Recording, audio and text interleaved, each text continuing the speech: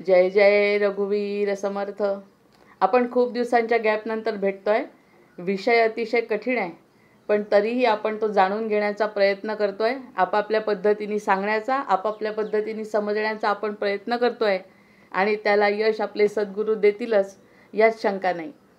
जय जय रघुवीर समर्थ. सदा सर्वदा योग तुझा घडावा, तुझे कारणी देह माझा पडावा. उपेक्षू नको गुणवंता अनंता, रघुनायका मागणे हेची आता. आदौ राम तपोवनादिगमनं, हत्वा मृगंकांचनं. वैदेही हरणं जटायुमरणं, सुग्रीव संभाषणं. वाली निर्दलनं समुद्रतरणं, लंकापुरी दाहनं. पश्चाद् रावण कुंभकर्ण हननम्, एतद्धि रामायणम्. आदिनारायणं विष्णुं ब्रह्मण्यं च वसिष्ठकम्. आदिनारायणं विष्णुं ब्रह्मण्यं च वसिष्ठकम्. आदिनारायणं विष्णुं ब्रह्मण्यं च वसिष्ठकम्. जय जय रघुवीर समर्थ. जय जय रघुवीर समर्थ. आपली जी कथा चालू आहे त्या कथेमध्ये एक घटना घडली आहे आणि एक घटना घडल्यानंतर त्या स्त्रीचा पती जो मृत आहे त्या मृत पतीच्या देहाला त्या ठिकाणी ठेवून आणि लीलादेवी आपली ही जी आहे आपली नायिका ती सतत प्रश्न विचारते. कुणाला? सरस्वती देवीला. कारण तिचं मागच्या जन्मीचं पुण्य आणि या जन्मीची तपश्चर्या, उसका पुण्य भी था और उसकी इस जन्म की तपश्चर्या, इसके कारण सरस्वती देवी लीलावती को प्रसन्न है और वो उसको सैर कराती है ब्रह्मांड की. और पति का जो देह है वो वैसा का वैसा रहे, ये भी उसकी कृपा है. वैसा के वैसा रहे, उसको अभी कुछ भी किया नहीं, जलाया नहीं, दफनाया नहीं, कुछ भी नहीं. पति वैसा ही वहाँ पे पड़ा है अंतर्गृह में और लीलावती को सरस्वती देवी समझा रही है. या ठिकाणी मागचा जो पॅरेग्राफ आहे तो आपण बघितला की ज्ञानोदयाबरोबर देह अभ्रासारखा हलका होतो. जब ज्ञान की प्राप्ति होती है, ज्ञान की प्राप्ति जब होती है तो ये जो देह है ये देह एकदम हल्का सूक्ष्म होता है. देह सूक्ष्म होता है. ये देह सूक्ष्म होने के कैसे क्या होता है? क्योंकि उसको पता ही नहीं चलता है कि ये अपना देह है. वो खुद जो विचार कर रही है वो सूक्ष्म देह से विचार कर रही है. ये पिछला पैराग्राफ हमने देखा. लघु देहानुभवम अवश्यम भावी वै तथा, प्रबोधातिशयात एति जीवताम अपि योगिनाम. ज्ञानोदयाबरोबर देह कापसासारखा हलका होतो. अगर समझा कि ये देह क्या है, मैं कौन हूँ, पति कौन है, ये ब्रह्मांड क्या है, ये परिस्थिति क्या है, मैं कहाँ से आई हूँ, ये जो बहुमूल्य ज्ञान अगर मिल गया तो उससे ये देह को भी हल्का हल्का महसूस होता है. जो जड़त्व है देह को, वो देह का जड़त्व भी कम हो जाता है, महसूस होता नहीं है. इसलिए ये ज्ञान की प्राप्ति होना आवश्यक है. अन्यथा जड़ देह को ही बहुमूल्य समझ के हमें ज्ञान की प्राप्ति होती नहीं है. जब ये सत्य ज्ञान हमें मिलता है तो देह भी हलका हो जाता है. आतापर्यंत आपल्याला वाटत होतं की देहावरती याचा परिणाम होत नाही, तो सूक्ष्म देहानी तिने सगळीकडे विचरण केलाय सूक्ष्म देहानी. पण या ठिकाणी वसिष्ठ म्हणजे देवी म्हणते की जर हे ज्ञान प्राप्त झालं तर देहाला सुद्धा महत्त्व कमी होतंय. आपण योग शिकतोय, योग वसिष्ठ आहे. मग योग वसिष्ठ म्हणत असताना यामध्ये योगाचा उपयोग काय? तर या योगानी आहे त्या गोष्टीकडे आपण वेगळ्या पद्धतीने पाहू शकतो. म्हणजे दृश्य पदार्थ अदृश्य होतं, अदृश्य गोष्ट समोर प्रगट होते. म्हणजे सूक्ष्म देहाला महत्त्व आलं आणि स्थूल देहाचं महत्त्व कमी झालं आणि स्थूल देह अतिशय हलका पिसासारखा होतो. लघु देहानुभवम अवश्यम भावी वै तथा, प्रबोधातिशयात एति जीवताम अपि योगिनाम. हा जो योग आहे, हा योग साधला गेला, हे ज्ञान जर मनाला पटलं तर त्या ज्ञानाने स्वप्नातील देह स्वप्नस्थिती नष्ट होताच विरून हलका होतो. त्याप्रमाणे आत्मबोधाच्या जागृतीमुळे योगाचा स्थूल देह अत्यंत हलका होतो. यावरती विश्वास ठेवायचा.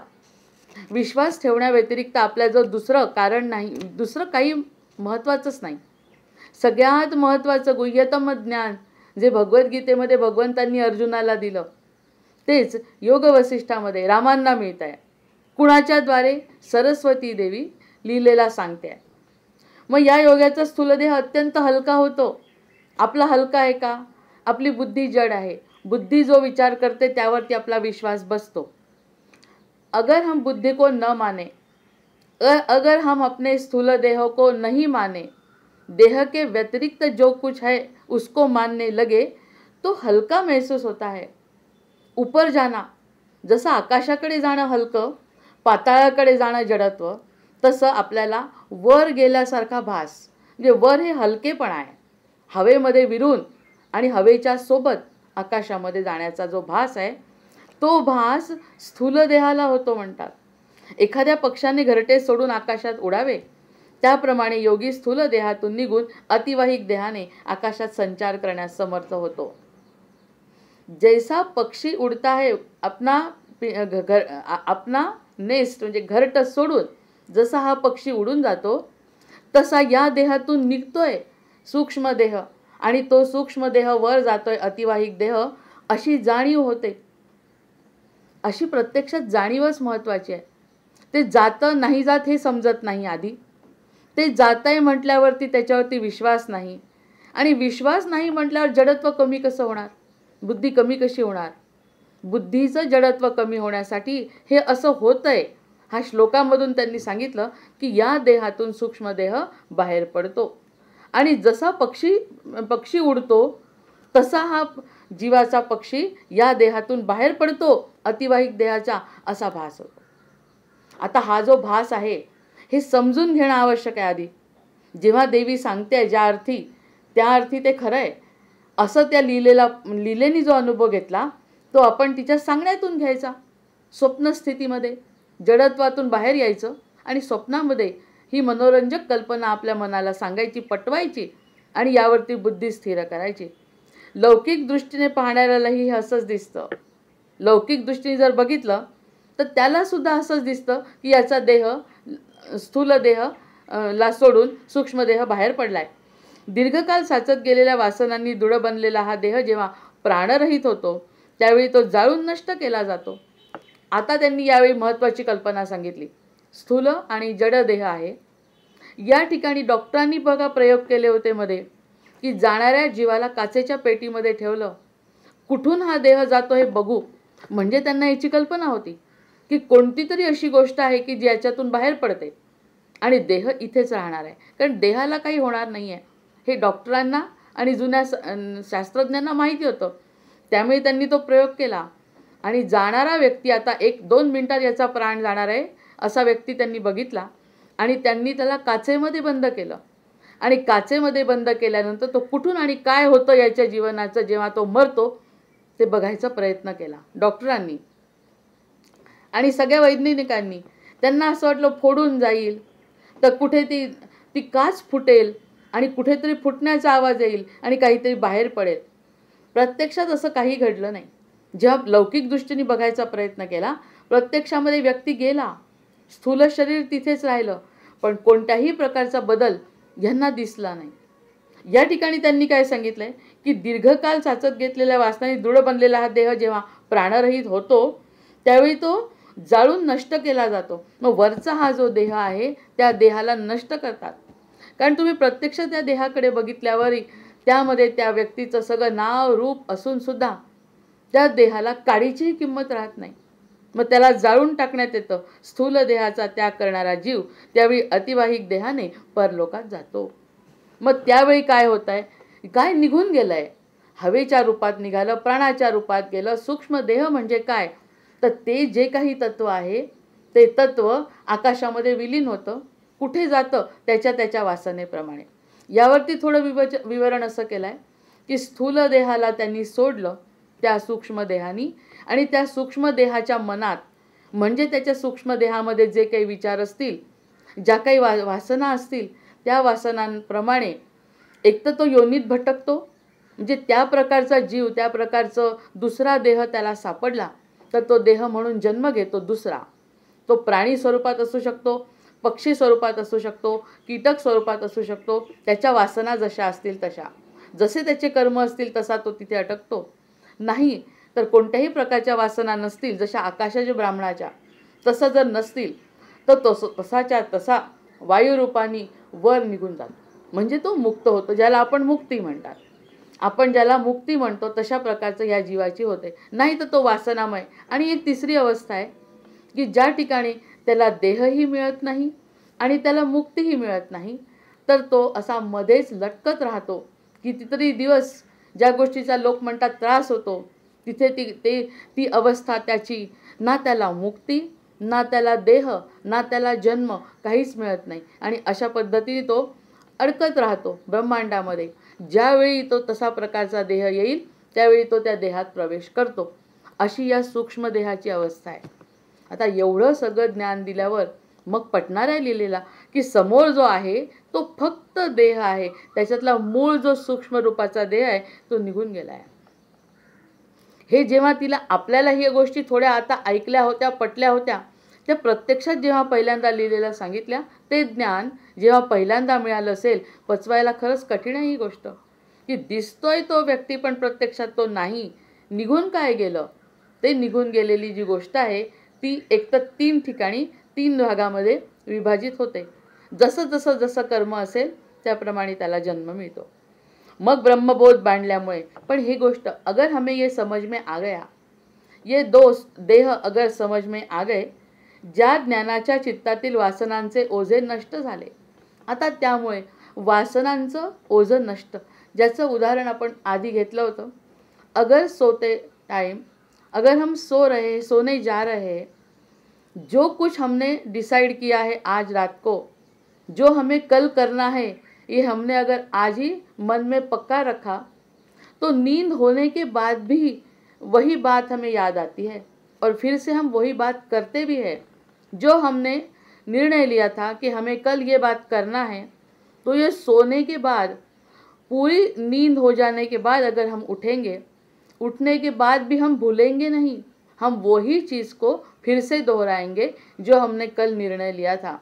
नींद से कुछ परिणाम नहीं हुआ. हमने नींद ली, हमने आराम किया, लेकिन हमारे मन में, मस्तिष्क में, हमारे बुद्धि में वो बात थी. अगर हम उठे, जब हम उठते हैं तो वो बात हम फिर से करते हैं. ऐसा अगर दिन में हमारा होता है, रात में, दिन का काम रात में हम भूलते नहीं, दूसरे दिन वही करते हैं. वैसी ही नींद हमारा मृत्यु समझो. हम अगर मृत्यु के पहले जो भी हम सोचते हैं, जो भी हम निर्णय करते हैं, हमें मालूम नहीं हमें कब जाना है. जो कोई वासना, जो कोई इच्छाएं हमारे मन में है, वो नींद यानी मृत्यु के बाद भी वो जो आत्मा हमारे अंदर से निकल चुका वो याद रखता है और वो ही बात लेकर वो दूसरा जन्म लेता है. अगर उसमें कुछ बात है ही नहीं, हमें कुछ निर्णय लिया ही नहीं, तो मुक्त हो जाता है, क्योंकि उसको देह की आवश्यकता नहीं. अगर उसमें कुछ भावनाएं नहीं, अगर उसमें कुछ इच्छाएं नहीं, तो वो देह मुक्त, वो आत्मा मुक्त हो जाता है, देह छूट जाता है. दूसरा देह मिलने की उसको कुछ आकांक्षा हो ही नहीं सकती. ये बात अगर हमें समझ में आ गई, ये बहुमूल्य बात अगर हमें समझ में आ गई, तो मृत्यु के पहले, मृत्यु के बाद क्या करना है उसकी व्यवस्था हम ऐसे पद्धति से कर सकते हैं. 3 तरफ अगर सूक्ष्म आत्मा जा रही है तो हमें ये लेवल पर उसे रुकना नहीं है, हमें ऊपर पहुंचाना है, हमें उसे मुक्त करना है. फिर से देह लेने का उसको आवश्यकता नहीं. ऐसी बात ये बहुमूल्य ज्ञान अगर मिला तो हमारा मृत्यु के समय क्या होने वाला है, मृत्यु के बाद क्या होना वाला है, ये स्थूल देह, ये सूक्ष्म देह समझ में आ गया, तो ये बात हम जीते जी, मृत्यु के पहले हम उसके ऊपर कुछ निर्णय ले सकते हैं. चित्तातील वासनांचं हे जे ओझं आहे ते नष्ट झालं तर तो जिवंत असताना अतिवाहिक देहाचा उदय होईल. यात नवल काय. अगर ये ज्ञान हमें मिल गया, किती महत्त्वाचं ज्ञान सांगितलंय आज, की आज जर हे ज्ञान मिळालं तर आम्हाला इथली कोणतीच गोष्ट एक तर सोबत नेता येत नाही मृत्यूनंतर, आणि दुसरी गोष्ट जे काही न्यायचं आहे ते काहीच न्यायचं नाही. ह्या दोन गोष्टी जेव्हा मनात पक्क्या होतील तेव्हा मृत्यूच्या आधीच मृत्यूच्या नंतरच्या प्रवासाची सोय करता येईल. त्या उदाहरणावरून आपल्याला समजलं, कोणत्याही प्रकारची इच्छा जर नसेल तर तो देह घेईल कसा, तो आत्मा जन्म घेईल कसा. या लीलेला सांगतायत, जर तो तुझा पती हा पती नसून आता सूक्ष्म रूपाने जर वावरतोय 3 ठिकाणी, त्याला जर अडकवायचं नसेल, त्याच्या मनात जर भावना द्यायच्या नसतील तर त्याला मुक्त करण्याची जबाबदारी तुझी आहे. त्याची स्वतःची तर आहेच आहे, त्याने तर जन्म घेतलाय. आपण बघितलं 3 प्रकारांनी आपण लीलेनी त्याला बघितलंय, कोणत्या प्रकारे आणि कुठे त्याचा जन्म चालू आहे हे तिचं भाग्य म्हणून तिला बघता आलं. आपल्याला बघता येणार नाही, पण आपल्याला हे समजलं आता या ज्ञानामुळे की असं त्याचं वैयक्तिक आयुष्य सुरू झालेलं असताना आपण त्याच्यामध्ये किती त्याला अडकवायचं, त्याला कशाला अडकवायचं. त्याचा जो जन्म आहे तो काही काळापुरता आपल्यासाठी होता, जो आता संपला त्यावरती आपला अधिकार नाही. त्याचं काय करायचं तो त्याचा प्रश्न आहे. आपण काय करायचं त्याला मुक्त करण्याची जबाबदारी आपली आहे. हे समजावून सांगण्यासाठी हे ज्ञान आहे कठीण पण पटण्यासारखं.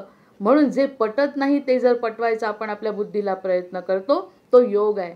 कारण योगाच्या शिवाय अशक्य गोष्टी पटत नाहीत.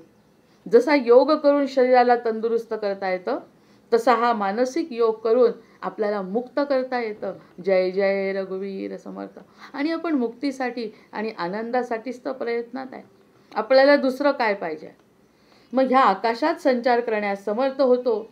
आणि हा जो जीव है, अगर हमें समझ में आ गया ये जो मृत शरीर है, शरीर में से निकला हुआ जो आत्मा है वो संचार कर सकता है, वायु के साथ वो संचार कर सकता है क्योंकि वो सूक्ष्म रूप में है.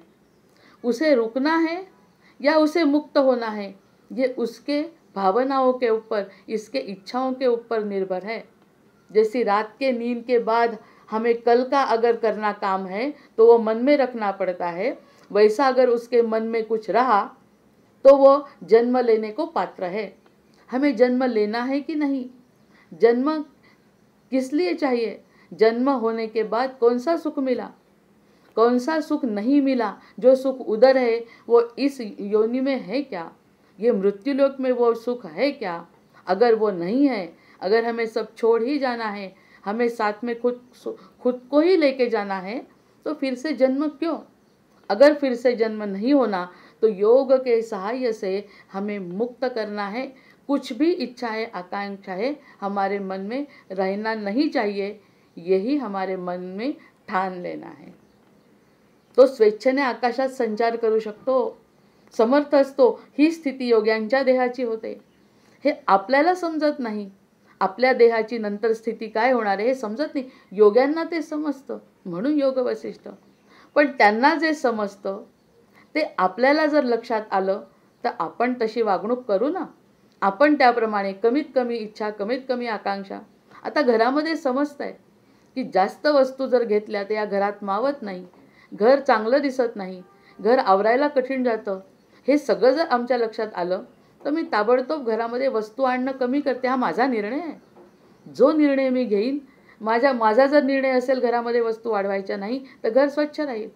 माझा निर्णय असेल की कसंही असलं तरी चालेल, मला वस्तू पाहिजे तर घर अवास्तव असलं तरी मला चालेल, हा माझा निर्णय आहे. तसं माझ्या मृत्यूनंतर मला पुन्हा जन्म हवा आहे का, मला पुन्हा जन्म हवा असेल तर तसे विचार मनात येतील आणि मुक्तता होणार नाही. जर मी ठरवलं की पुष्कळ झालं हे आयुष्य, मला काहीतरी वेगळ्या ठिकाणी जायचं आहे, मला देवलोकात जायचं आहे, मला माझ्या परमेश्वरावर जवळ जायचं आहे, मला माझ्या रामाजवळ जायचं आहे, तिथेच राहायचं आहे, पुन्हा जन्म नको. पुनरपि जननम पुनरपि मरणम पुनरपि जननी जठरे शयनम. हे मला आता करायचं नाही. कारण गर्भवासाचं दुःख पाहिलं, जीवनातलं दुःख पाहिलं, जीवनाची सत्यता बघितली. नवरा मरून पडलाय, तो नवरा आपला आता राहिलेला नाही हे जेव्हा कळलं, याच्यातल्या वस्तू सगळ्या आपल्या राहिल्या नाहीत हे कळलं, माझ्यासोबत काय जाणार आहे हे कळलं. मग आता मुक्तीच बरी हा जर मी निर्णय घेतला तर झोपल्यानंतर जसं पुढचं आठवणार नाही तसं मृत्यूनंतरही मागचं आठवणार नाही. कोणताही गाठोड आपल्याजवळ राहणार नाही आणि जीव मुक्ततेने वर निघून जाईल. असं योगी करतात. योग्यांच्या देहाची ही अवस्था होते. आता लीलेच्या देहाची स्थिती काय झाली हे तुम्हाला कळेलच. स्वप्नातला पर्वत जागेपणी कोठे जातो? मग स्वप्नामध्ये जर पर्वत पाहिला तर जागेपणी कुठे जातो तो आपल्याला माहिती नसतो. यावर श्रीराम म्हणाले, प्रभो, आपले म्हणणे खरे आहे, पण आताच आपण स्वप्नाचा उल्लेख केला त्या बाबतीत मला एक शंका आली. स्वप्नात दिसणारे पर्वत आदी वस्तू जागेपणी कोठे निघून जातात? स्वप्नामध्ये मी पर्वत बघितला, तो पर्वत आता मला दिसत नाही.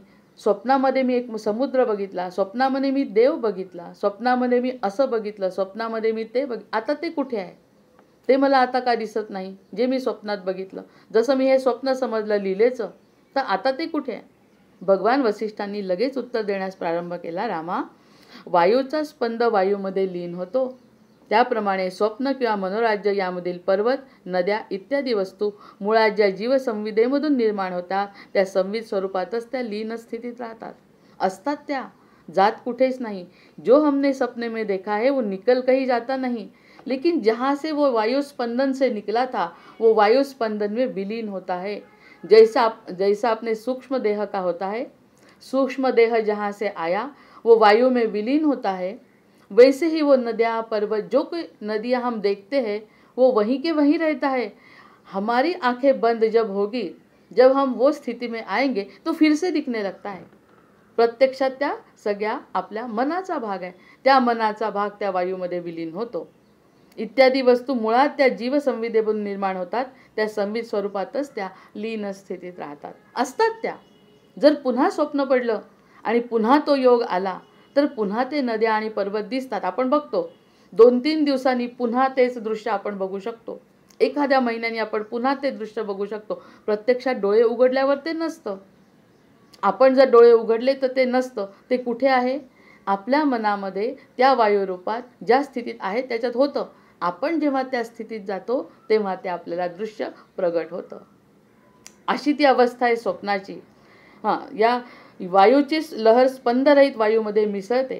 त्याचप्रमाणे जागृतीतील किंवा स्वप्नातील संवेदेवर ज्या अविद्येचे, वासना देहाचे आवरण असते त्यापासून उत्पन्न होणाऱ्या कल्पना त्या आवरणातच जाऊन मिसळतात. जिथून जे आलंय तिथे ते मिसळतं म्हणतात. वायू, आपलं हे शरीर पंचमहाभूतांचं बनलेलं आहे, पंचमहाभूतांपासून बनलेलं आहे. याच तत्वावर इथेच आपण ते भाड्याने घेतलंय आणि ते आपापल्या भागात जसं मिसळतं, वायू वायूमध्ये, पृथ्वी पृथ्वीमध्ये, आपलं शरीर पृथ्वीमध्ये, वायुतत्व वायूमध्ये आणि बाकीचे 5ही तत्व आपापल्या तत्वात जसे विलीन होतात, तसं ज्यामध्ये जिथे जायचंय तिथे हे सगळं विलीन होतं. ते प्रत्यक्षात असतं. मुक्त काय होतंय? फक्त सूक्ष्मदेह. बाकी सगळं ते तिथल्या तिथे असतं, जसं स्वप्नाच्या अवस्थेत असतं तसं. किती मोठा संकल्प आहे हा, किती मोठी गोष्ट, की जे अतिशय महत्त्वाचं ज्ञान आहे, की कोणत्या देहाबद्दल आपण विचार करतोय, आपण कोणत्या गोष्टीचा विचार करतोय. मी आणि माझा, मैं और मेरा. मैं सत्य है लेकिन मेरा सत्य नहीं. मैं जो हूँ वो सत्य है, जो कुछ मेरा है वो सब मिथ्या है. म्हणजेच हा स्वप्नाची अवस्था जी आहे ती स्पष्ट झाली. रामा, एकदा घट निर्माण होण्यास कुंभाराचे चाक, दंड वगैरे सहकारी कारणांची आवश्यकता असते. जर एखादी मातीची गोष्ट तयार करायची असेल तर त्याच्यासाठी घट निर्माण, कुंभार पाहिजे, चाक पाहिजे, दंड पाहिजे, पाणी पाहिजे, हे सगळं आवश्यकता असते. आहे ना प्रत्यक्ष. नाही तर आपण माठ कसा बनवणार?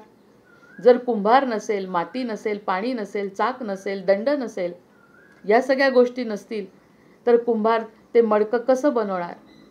पण स्वप्नातील पदार्थ उत्पन्न होण्यास असे सहकारी कारण नसते व अशा सहकारी कारणांच्या अभावी जे कार्य उत्पन्न होते ते मिथ्या असते असा नियम आहे. पण जर मला स्वप्नामध्ये माठ निर्माण करायचा आहे आणि स्वप्नामध्ये मला जो पर्वत पाहायचा आहे, त्याला प्रत्यक्षात पर्वत असण्याची गरज आहे का? कारण ते मानसिक आहे ना. मग हे जे आपण निर्माण झालो आहे ना, ते सुद्धा ब्रह्मदेवाची मानसिक उत्पत्ती आहे. सत्य काय आहे? त्या मानसिक उत्पत्तीमध्ये जो जीव टाकला आहे ते सत्य आहे. मानसिक उत्पत्ती जी झाली, पूर्ण सृष्टीची निर्मिती झाली, ब्रह्मांडाची निर्मिती झाली, नद्या, पर्वत, जीव, सृष्टी सगळी निर्माण झाली. पण ते सगळं मनाचा संकल्प आहे ब्रह्मदेवाचा. ब्रह्मदेवाच्या मनाच्या संकल्पानी ही पृथ्वीची निर्मिती करायला विष्णूंनी त्याला सांगितलं आहे. मग जे मूळ तत्व आहे मी, ते मूळ तत्व बाकी विष्णूंपासून येत आहे. बाकी सगळी जी निर्मिती आहे ती सगळी निर्मिती मानसिक केली आहे. ज्याला जशी कुंभाराला मातीची गरज आहे, घड्याची गरज आहे, त्याला चाकाची गरज आहे, पाण्याची गरज आहे, तेव्हा माठ दिसतो, तसं आपलं हे जे शरीर आहे त्यासाठी पंचमहाभूतांची गरज आहे. पण जे मानसिक आहे, जे सूक्ष्म देह आहे, त्याला कुठे या गोष्टीची गरज आहे? किती स्पष्ट उदाहरण दिलं आहे सुमनताईंनी या ठिकाणी. मग सहकारी कारणांच्या अभावी जे कार्य होते ते सगळं मिथ्या आहे. त्यामुळे मूळ वेगळं आणि हे जे बाकीचं सगळं सहकार्यांनी निर्माण झालं आहे ते इथल्या इथे ठेवायचं आहे. त्यामुळे ते इथल्या इथेच राहतं. इतकं सांगितल्यावर लिहिलेला खरंच त्या नवऱ्याबद्दल आता तशी आत्मीयता राहील का? जशी तिने सोडायचं नाही म्हटलं, तिने म्हटलं म्हणून बरं झालं. तिने म्हटलं माझ्या नवऱ्याला सोडायचं नाही असं कुणीतरी म्हटल्याशिवाय ह्या सगळ्या प्रश्नांची उत्तर प्रत्येक जीवाला मिळाली नसती. तिने ते म्हटलं जे आपल्या मनात तेच, मला याला सोडायचं नाही, मला माझी संपत्ती सोडायची नाही, मला माझी प्रसिद्धी सोडायची नाही, हे जेव्हा मनात येतं तेव्हा प्रत्येक वेळी हे उदाहरण लक्षात येतं की कोणत्या गोष्टी खऱ्या आहे, कोणत्या स्वप्नातल्या आहे, कोणतं सत्य आहे, कोणतं असत्य आहे. काही काळासाठी सोबत आहे याचा अर्थ ते पूर्णपणे सत्य आहे असा होत नाही. आणि सत्य जे आहे त्याला तिष्ठत ठेवायचं का हे समजण्यासाठी हा योग आहे.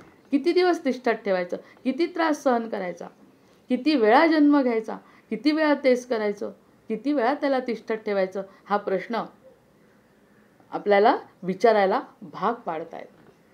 मग बोलाचा भात आणि बोलाची कढी, स्वप्नामधली संविध आणि स्वप्नामधले पदार्थ एकरूप असताना त्यांच्यामध्ये जे द्वैत भासते ते काल्पनिक नाही का? पटलं का आता? आता पटलाय का ही गोष्ट? फक्त ही महत्त्वाची गोष्ट आहे की खरंच दोन भाग आहेत. जे आपण पहिल्या भागाला इतकं महत्त्व देतो या देहाला, जब हम देह के बारे में सोचते हैं तो देह, बुद्धि, मैं, मेरा ये सब जब सोचते हैं तो अंदर कुछ शाश्वत तत्व है, इसके तरफ हमारा ध्यान जाता ही नहीं. शाश्वत तत्व को क्या करना है, हमारे सत्य मी को क्या करना है हमें, ये अगर समझ में आया तो बाकी सब जो बातें हैं वो गौण होती है. हमारा नाम, हमारा देह, हमारा स्वरूप सब गौण होता है. क्योंकि ये सृष्टि ही गौण है, ये सृष्टि ही गौण है. वो उसके विधाता की मन के शक्ति से निर्मित है. कुछ काल तक हमें दिखता है, हमारा अस्तित्व सूक्ष्म देह निकल गया तो ये देह का अस्तित्व जैसा नहीं रहता वैसा पृथ्वी का भी अस्तित्व नष्ट होने वाला है. इतना बड़ा ज्ञान देते समय बहुत धीरे से और समझे ऐसे वो सब बता रहे हैं. स्वप्नातील त्यांच्यामध्ये जे द्वैत, आता हे जे द्वैत भासतं, मी आणि माझं हे जे दोन भाग दिसतात त्यातला मी फक्त खरा आहे, मी फक्त खरा आहे. जसं उदाहरणार्थ आपण मागच्या वेळेस बघितलं की मातीच्या घड्यामध्ये, मातीच्या माठामध्ये माती खरी, माठ खोटा. माठाचा माठ असू शकतो, सुरई असू शकते, आणखी काही प्रकार असू शकतात. मातीचे कितीतरी प्रकार, आपला देहसुद्धा मातीचाच आहे. म्हणजे या मातीपासून कितीतरी गोष्टी बनतात, पण माती सत्य आहे. ते पंचमहाभूतात विलीन जरी झालं तरी ते माती सत्यच आहे. पण त्याच्यापासून बनलेल्या वस्तू, जशा सोनं खरं आहे पण सोन्यापासून बनलेल्या वेगवेगळ्या वस्तू आहेत, तसं ह्या वेगवेगळ्या वस्तू तयार झाल्या. सूक्ष्म तत्व जे कुणापासून आलं आहे? विष्णूंपासून आलं आहे. अनंत कोटी ब्रह्मांडाच्या नायकापासून जे विष्णू तत्व आलं आहे ते बाकी सत्य आहे. त्यापासून आलेला अंश त्या अंशातून निघून जातो सूक्ष्म देहातून. ते कोणकोणत्या देहातून कसा कसा निघून जातो, म्हणजे दोन देह हे द्वैत लक्षात घेतलं पाहिजे. ही स्वप्नाची स्थिती, ती स्थिती जागृतीची आहे. स्वप्न हे एका व्यक्ती जीवाच्या संविदेचे कार्य, तर जग हे समष्टी जीवाच्या हिरण्यगर्भाच्या संविदेचे कार्य. उदाहरण याच्यामध्ये याचा अर्थ असा आहे, स्वप्न माझं मी पाकते. हम जो सपना देखते हैं वो खुद देखते हैं, इसमें किसी का अधिकार नहीं. दूसरा कुछ बता सकता नहीं कि कौन सा स्वप्न हमें देखना है और कौन सा स्वप्न हम देख रहे हैं. वैसा सृष्टि का जो स्वप्न है वो परमेश्वराचं, ईश्वराचं स्वप्न आहे. सृष्टी हे ईश्वराचं स्वप्न आहे. आणि जीवाचं स्वप्न आपण ज्या छोट्या छोट्या गोष्टी बघतो रात्री झोपेत, ते जीवाचं स्वप्न आहे स्वप्नच. ईश्वराचं स्वप्न मोठं आहे, त्यामध्ये आपले जीव, पृथ्वी, सगळं ब्रह्मांड, आकाश करता धरता तो आहे. आणि आपलं जे स्वप्न आहे, जे आपल्या स्वप्नामध्ये दिसतं, तसं आपण जसं स्वप्न पाहतो तसं ईश्वराचं ते स्वप्न आहे. काही काळाकरता आपल्याला जो काही आकार मिळाला आहे स्थूलाचा, त्या स्थूलाच्या आकाराचा संबंध तेवढाच आहे जेवढा आपल्याला आत्ता दिसतोय. ह्याचा फायदा या नरदेहामध्ये होतो. इतर कोणत्याही देहामध्ये हे समज आपल्याला मिळणार नाही. लीलेच्या भौतिक देहाचे दहन. आता लीलेच्या भौतिक देहाचं दहन, लीलेच्या रामा, लीला आणि सरस्वती देवी यांनी ज्यावेळी अंतःपुरात प्रवेश केला त्यावेळी स्वसंकल्पाने मनप्रवृत्तीचा निरोध करावा, त्याप्रमाणे देवीने पद्मराजाच्या जीवाचा निरोध करून शवात प्रवेश करण्यापासून त्याला थांबवले होते. त्यामुळे शव जसेच्या तसे होते. आता हे शिकवायचं असतं की नाही यांना जेव्हा पहिल्यांदा शिकवायचं असतं तेव्हा प्रयोग चालू आहे त्यांचे. त्यांनी सांगितलं, लीला आणि सरस्वती देवी यांनी अंतःपुरात प्रवेश केला त्यावेळी स्वसंकल्पाने मनप्रवृत्तीचा निरोध करावा, त्याप्रमाणे देवीने पद्मराजाच्या जीवाचा निरोध केला होता. म्हणजे त्या ठिकाणी त्याला थांबवून ठेवलं. आणि आपल्याला कोणालाही समजत नाही, आपल्या समोर हा देह निघून जातो त्याचं दुःख होतं. ते दुःख होऊ नये यासाठी, लीलेच्या प्रश्नाला उत्तर देण्यासाठी सरस्वतीने आपल्या कृपेने त्या जीवाला तिथे अडकवून ठेवलं होतं. त्या जीवाला तिथे थांबवलं होतं. म्हणूनच तो देह तसाच्या तसा राहिला. अन्यथा तो देह तसा कसा टिकला असता. त्यामुळे त्या सरस्वतीने ही गोष्ट विशेष केली समजावून सांगण्यासाठी. तिची तपश्चर्या, तिची पुण्याई, त्यामुळे हे सगळं सरस्वती देवी तिला समजावून सांगते की बाई, तुझ्या नवऱ्याच्या देहाला काही होणार नाही. प्रत्यक्षात तो नवऱ्याचा देह असून सुद्धा त्या देहाच्या नश्वरतेची माहिती देवीने हिला दिली आहे, लिहिलेला. की माहिती देत असताना काही झालेलं नाही. आता ती म्हणेल का? जर खरं ज्ञान झालं असेल तर ती व्यक्ती म्हणेल का आता या नवऱ्याला आता वाचवा आणि पुन्हा जिवंत करा? कारण बघून आली आहे तिचे कितीतरी देह, कितीतरी प्रकार ती स्वतः बघून आलेली आहे. पुढे त्याचं काय होणार आहे, आपलं काय होणार आहे हे तिला सगळं समजलं आहे. आपण जर आत्ता ठरवलं की पुन्हा लीलावती व्हायचं नाही किंवा पुन्हा कोणत्याही प्रकारची इच्छा करायची नाही, नवऱ्याची तर नाहीच नाही, कशाचीच इच्छा करायची नाही असं जर ठरलं तर मी मुक्त पण होऊ शकते. मग कशाला नवरा अडकवायचा आहे आणि कशाला हा मुलगा? त्याचा तर संसार सुरू झाला आहे. हे जेव्हा स्पष्ट तिने बघितलं तेव्हा शव जसेच्या तसं ठेवून देवीने किती मोठी गोष्ट साधली आहे बघा. नुसतं तिला समजावून नाही सांगितलं, त्याबरोबर सगळ्या गोष्टींचं ज्ञान रामाला दिलंय. म्हणजे रामानी जेव्हा काही पुढचा पराक्रम केलेला आहे तो पराक्रम करत असताना तो स्थितप्रज्ञासारखा वागला. जीवनामध्ये आलेल्या संकटाला तो स्थितप्रज्ञाप्रमाणे आपण बघू शकला की हे जीवन म्हणजे आत्मिक जीवन वेगळं आहे आणि स्थूल देहाचं जीवन वेगळं आहे. त्यामुळे कोणालाही मारताना किंवा कोणावरही असं वागताना त्याला जो वनवास वगैरे आला, जे कठीण कठीण गोष्टी त्याला वाटल्या त्या त्याला वाटल्याच नाही. कृष्णचरित्रात आपण असं म्हणू नाही शकत, कारण कृष्णचरित्र पूर्णावतार म्हणून घेतात. पण राम देहावताराने आल्यामुळे रामाला हा जो उपदेश झाला तो उपदेश घेतल्यामुळे वसिष्ठांचा त्याचं पुढचं आयुष्य स्मितहास्यात गेलं आहे. अन्यथा हे जर आपल्याला कळलं किंवा ज्या कोणाला कळेल त्यांच्याच कृपेने ज्या कोणाला ही गोष्ट कळेल त्यांचं रामासारखं स्थितप्रज्ञ आयुष्य आणि चेहऱ्यावरचं स्मित हलणार नाही अशा प्रकारचं आयुष्य जाऊ शकतं. हा योग आपल्याला साधायचा आहे. यासाठी हा जो सगळा प्रयत्न आहे वसिष्ठांचा आणि रामांचा. तसं पाहिलं तर राम परमज्ञानी म्हणजे अनंत कोटी ब्रह्मांडाचे नायक स्वतः राम आहेत. पण ते राम पुन्हा समोर बसून सांगा ह्याला किती महत्त्व, त्याला किती महत्त्व, त्यानुसार ह्या गोष्टी घेऊन, हे ज्ञान घेऊन लोक योगसिद्ध होतील आणि त्यांना जीवन अतिशय सुकर होईल त्यांचं, असा विचार राम करतायत. म्हणून राम आणि वसिष्ठ संवाद हा आपल्यासमोर येतो आहे. जसं रामाचं आयुष्य कोणत्याही प्रकारचा त्रास न होता, त्यांनी स्वतःला त्रास न करून घेता, आणि प्रत्येकाला क्षमा करणं सोपं आहे का? माझी बुद्धी माझ्या जडदेहामध्ये जर असेल तर कैकेयीला क्षमा करणं, कैकेयीला आई मानणं आणि आपल्या मातेपेक्षाही कैकेयीला मान देणं, हे जे महत्त्वाचे प्रसंग रामाच्या जीवनात घडलेत ते घडलेच नसते जर त्यांना हे ज्ञान नसतं तर. कारण या ऐहिक देहाचा जर विचार केला तर तिच्या इतका राग कुणीच करणार नाही. जो राज्याभिषेक होणार आहे त्या माणसाला नुसतं राज्याभिषेकापासून वंचित नाही तर त्याला वनवासात पाठवलं आहे. नुसतं इथेच राहायचं नाही, इथे राहा पण राज्य माझ्या भरताला दे असं पण म्हटलेलं नाही. राज्य तर नाहीच, वरून तुला वनवासात जा असं म्हणणारी आई आणि त्याला क्षमा करणारे राम कसे तयार झाले?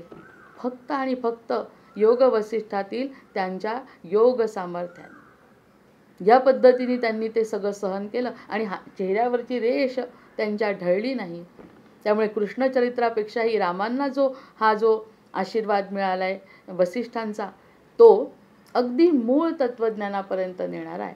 कारण त्यांचं चरित्र आपण त्यासाठीच वाचतो रामांचं, की देहरूपाने वावरत असताना, मर्यादित देह असताना अमर्याद कार्य योगद्वारेच ते करू शकले. यात जो योग त्यांना वसिष्ठांनी शिकवलेला आहे. मग आता ते शव जसंच्या तसं पडलं होतं. तेवढ्यात पद्मपत्नी लिलीने देवीला विचारले, देवी, पद्मराजाचा जीव या शरीरातून, या ब्रह्मांडातून निघून गेल्याला आणि मीही समाधी अवस्थेत माझा देह येथे ठेवून तुझ्याबरोबर बाहेर पडल्याला या पद्मराजाच्या ब्रह्मांडातील किती काळ लोटला याबद्दल मला कुतूहल आहे. आता हा जो देह गेलेला तरी विसरली. आपण जे बाहेर पडलो या नवऱ्याच्या शवाला तिथे ठेवून आपण जे ब्रह्मांडामध्ये फिरतो त्याला किती काळ लागला, किती वेळ आपण फिरतोय, किती वेळ हा नवरा असा पडलाय, आणि पद्मराजाच्या ब्रह्मांडामध्ये जेव्हा आम्ही फिरून आलो त्याला किती काळ गेला, हा मला आता उत्सुकता आहे. आपण जी एखादी गोष्ट केली आणि जर ती समजली तर त्याला असं सारखे भयंकर प्रश्न ऐसे पडतात. कितने देर से हम घूम रहे हैं, कितने देर से ये शव ऐसा पड़ा है, हमें तो याद भी नहीं ये राजा यहाँ है. जब मैं सूक्ष्म देह से ऊपर थी दूसरा राजा देख रही थी, दूसरा ब्रह्मांड जब हम देख रहे थे तो मैं खुद को भी भूल गई, राजा को भी भूल गई. ये सब जो हुआ उसको टाइम कितना गया. त्यावर देवी म्हणाली, लीले, या अंतःपुरात तुला समाधी अवस्थेत बसल्याला बरोबर 1 महिना झाला. तसंही आपण बघतो या सगळ्या गोष्टी 1-1.25 महिना ह्या गोष्टी चालू असतात. हे ज्या गोष्टी चालू असतात ते 1-1.25 महिना म्हणजे जीव गेल्यानंतर 13 दिवस हे जे काही कार्य चालतात, त्यानंतर 1 महिना त्याला असं समजतात की 1-1.25 महिना तो जीव असतो, घुटमळत असतो, त्याला मुक्तीसाठी प्रयत्न असतात. तितकाच वेळ म्हणे इतका झाला 1 महिना. पण त्या देहाचं काही झालं नाही, कारण देवी स्वतः त्याचं रक्षण करते, हिचंही आणि नवऱ्याचंही. अन्यथा तो जीव तर केव्हाच निघून गेला असता कुठे. पण हिनी त्या निरोधानी देवीने त्याला थांबवून घेतलाय. 1 महिना झाला म्हणते देवी. या तुझ्या 2 दासी त्या वेळेपासून त्या देहाचे रक्षण करण्यासाठी या ठिकाणी मोठ्या दक्षतेने बसून राहिल्या आहेत. आता बघा त्यांना कशी गाढ झोप लागली आहे. आता त्यांना झोपवून टाकलं. एक सगळ्या गोष्टी कल्पना करू शकतो बरं या, की हिला घेऊन गेलं, तिच्यासोबत 2 दासी गेल्या आणि त्या दासी गाढ झोपी गेल्यात आता. कारण देवीची तशी इच्छा असेल. तुझ्या स्थूल देहाचे काय झाले हे आता आई. तुझा जो स्थूल देह तू जर सूक्ष्म रूपाने गेली, हा प्रश्न आपल्या मनात पडला का? जेव्हा ती सूक्ष्म देहाने गेली, असं प्रत्येक ठिकाणी बारीक पकडलंय. जर तू सूक्ष्म रूपाने नेलंय देवीनी, तर माझ्या स्थूल देहाचं काय, हा प्रश्न पडला आपल्याला? वाचकांना नाही पडला. पण तो प्रश्न धरून आता त्याचं उत्तर देत आहे. तुझ्या देहाचं काय झालं त्या ताई? सूक्ष्म देहाने गेली, पण सूक्ष्म देह निघून गेला होता शोधण्यासाठी. पण आता तुझ्या स्थूल देहाचं काय झालं ते आई. त्यांना जशी झोप लागली तशी समाधी अवस्थेत मग्न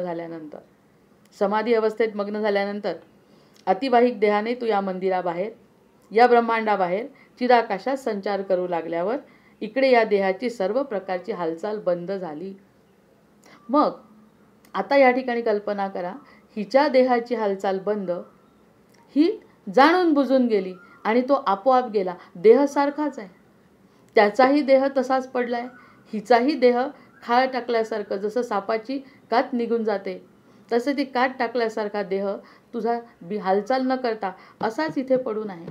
त्याचं सुद्धा रक्षण देवीने केलं आहे. कारण समजावून सांगायचं आहे पुढे जाऊन.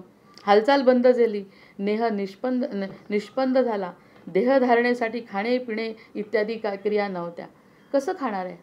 त्यामध्ये जर देहच नाही, किती स्पष्ट कल्पना झाली या ठिकाणी.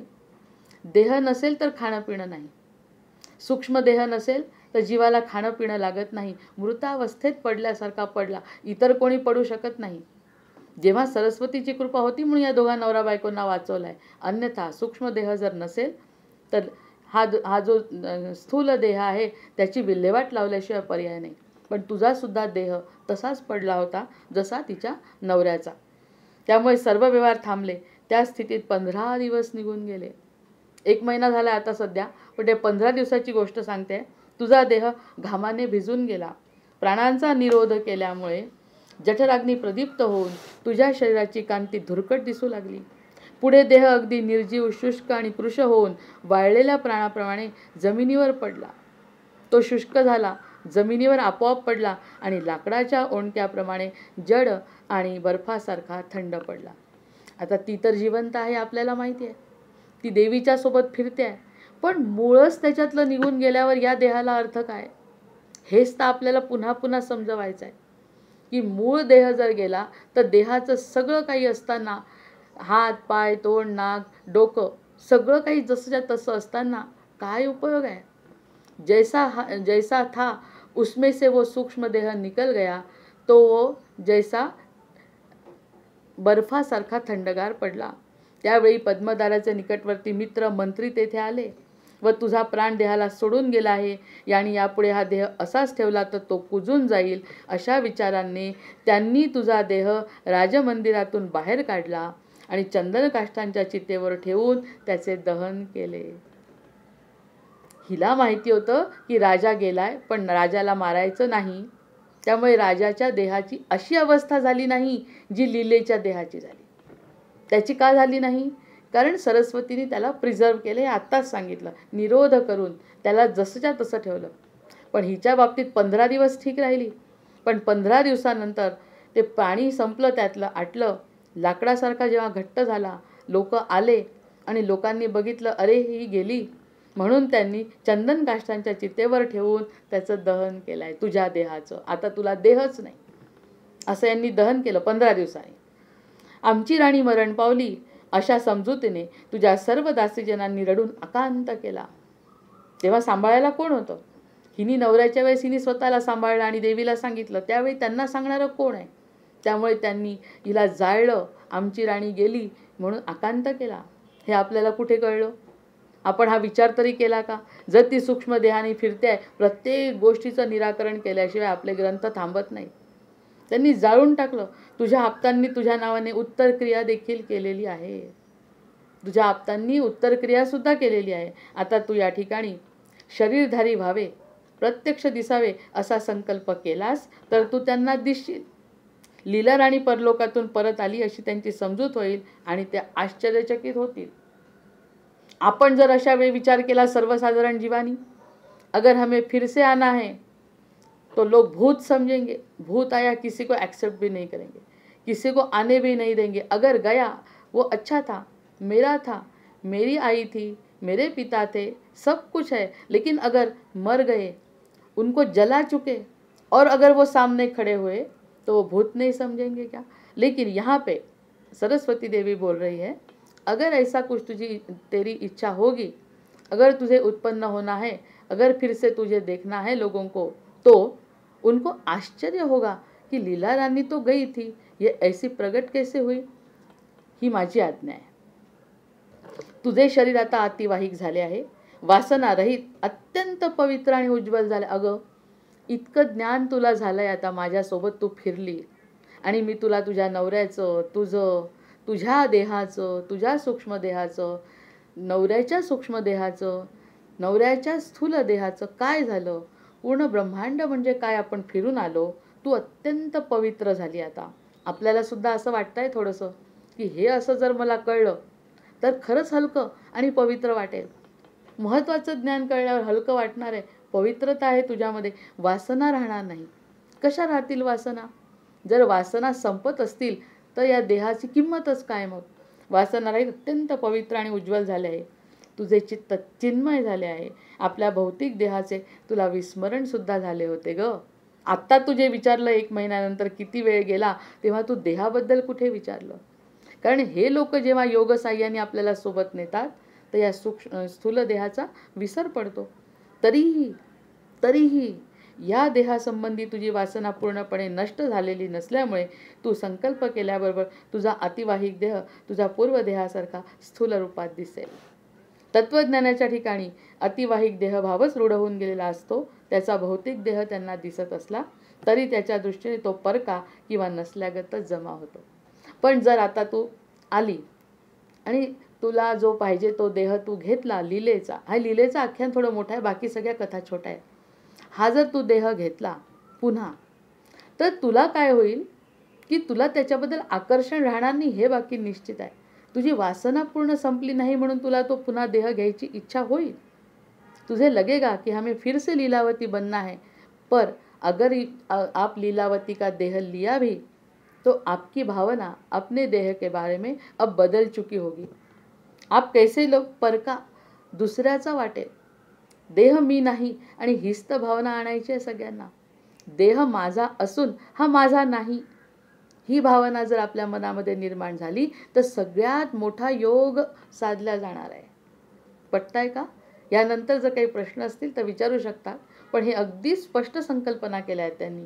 अगं तुला पुन्हा देह देते, म्हणजे आपल्याला सुद्धा जो आता देह आहे त्या देहाची सत्यता जर आपल्याला अशी पटली तर आपला देह आपल्याला परका नाही का वाटणार? आपला थोडी वाटणार आहे. तिला जसा वाटतोय की पुन्हा जन्म घेऊ आणि पुन्हा लीलावती, पण पुन्हा ती मजा नाही, माझं नाहीच काही, असं जर कळलं तर हा देह परका नाही का वाटणार? परका वाटणार किंवा नसल्यागत जमा होईल. तुला वाटणारच नाही हा देह. आणि हेच तर अपेक्षा आहे, हीच अपेक्षा आहे.